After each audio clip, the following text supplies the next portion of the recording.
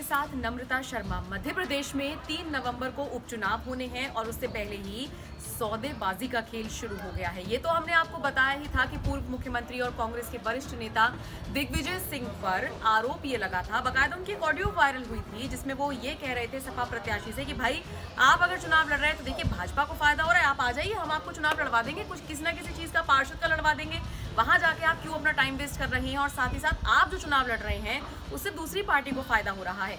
जैसे ही ऑडियो दिग्विजय सिंह का सामने आया था, दिग्विजय ने बाकायदा ये कहा था कि हाँ ये मेरा ऑडियो है, मैं बीजेपी के नेताओं की तरह किसी की खरीद फरोख्त तो नहीं कर रहा हूँ, मेरा ऑडियो है वो मैं उनको ऑफर दे रहा हूँ कि ठीक है आप आ जाइए, बाकी आपकी मर्जी है। हालांकि जो सपा के प्रत्याशी थे रोशन मिर्जा, उन्होंने बड़े तंज कसते हुए कहा था कि मुझे इस तरह का ऑफर दिया गया था लेकिन मैंने तो सोच लिया कि मुझे अपनी बात रखनी है तो मैंने अपनी बात रख दी।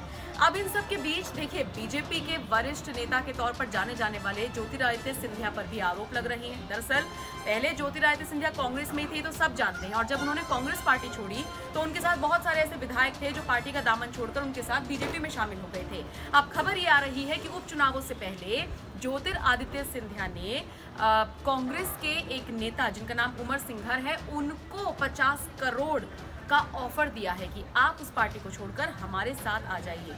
उमर सिंघर ने खुलेआम इस बात का ऐलान किया है और साथ ही साथ गंभीर आरोप सिंधिया पर लगाए हैं और कहा है कि मुझे उन्होंने कहा कि आपका फायदा होगा अगर आप हमारे साथ आते हैं तो, और वहां पर आपका कोई भविष्य नहीं है, पूरी कांग्रेस का कोई भविष्य नहीं है, तो आप हमारे साथ आ जाइए। अब जरा सोचिए बीजेपी के नेता ज्योतिरादित्य सिंधिया और जो कि कांग्रेस छोड़कर गए हैं, अगर उनका इस तरह का कोई उन पर आरोप लगाता है तो हलचल तो मचनी थी। तो सियासी महकमे में हलचल जैसे ही तेज हुई तो फिर दिग्विजय सिंह अपने ऑडियो जो उनका वायरल हुआ था उसका बदला लेने के लिए तुरंत आ गए। उन्होंने कहा कि अब देखिए, अब पूछिए ज्योतिरादित्य सिंधिया से किस तरह की बयानबाजी कर रहे हैं, खरीद फरोख्त कर रहे हैं और कह रहे हैं कि 50 करोड़ रुपए देंगे।